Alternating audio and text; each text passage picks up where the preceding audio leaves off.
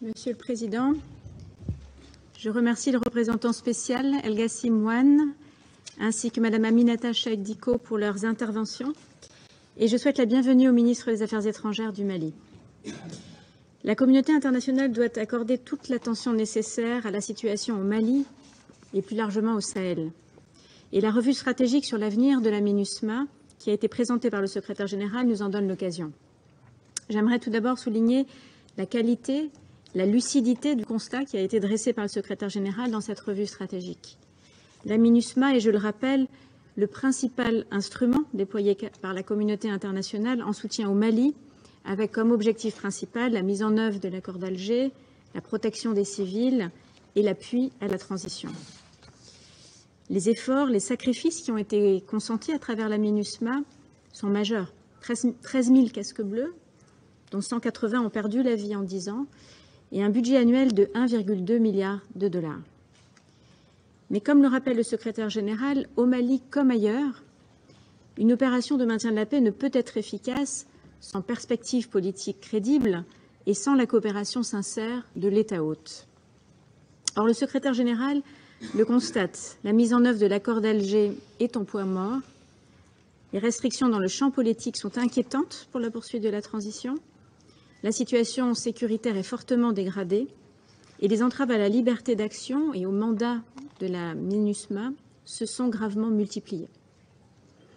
Le secrétaire général relève en outre la présence de mercenaires de la société Wagner, présence connue de tous, présence reconnue par les autorités russes, et leur présence se traduit par des exactions régulières contre les populations civiles maliennes et par des entraves croissantes à la MINUSMA.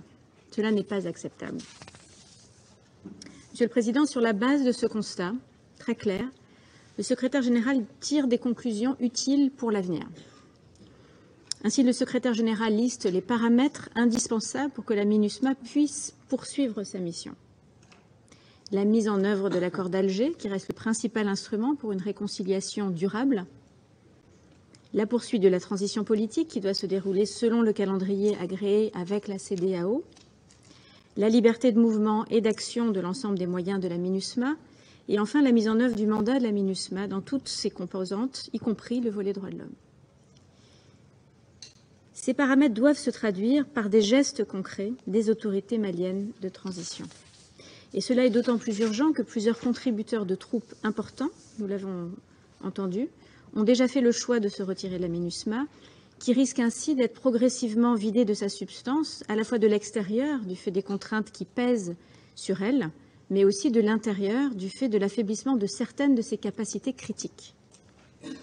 Monsieur le Président, les prochains mois seront donc décisifs pour le futur de la MINUSMA. Et comme le souligne le secrétaire général, le statu quo n'est donc pas une option. Toutes les options ont été mises sur la table. Ces options devront être discutées avec l'ensemble des parties prenantes, les acteurs maliens en premier lieu, l'Algérie en tant que chef de file de la médiation internationale, la CEDEAO, l'Union africaine, les pays voisins, les contributeurs de troupes et les contributeurs financiers. Le Conseil de sécurité doit aborder cette discussion avec un esprit ouvert. L'avenir du Mali et l'avenir de la MINUSMA dépendent des autorités maliennes de transition. Sans engagement clair, sans gestes concrets, il ne sera pas possible de renouer la confiance et de rétablir une véritable dynamique de partenariat. Monsieur le Président, au-delà du Mali, nous devons également repenser notre approche collective au Sahel. Et c'est dans cet esprit que nous avons contribué aux travaux du panel de haut niveau sur la sécurité, sur le développement au Sahel, qui a été missionné par les Nations Unies et par l'Union africaine. Et le moment venu, sur la base des propositions qui seront formulées, nous devrons être en mesure d'y répondre sur tous les plans. Je vous remercie. Je remercie la représentante de la France de sa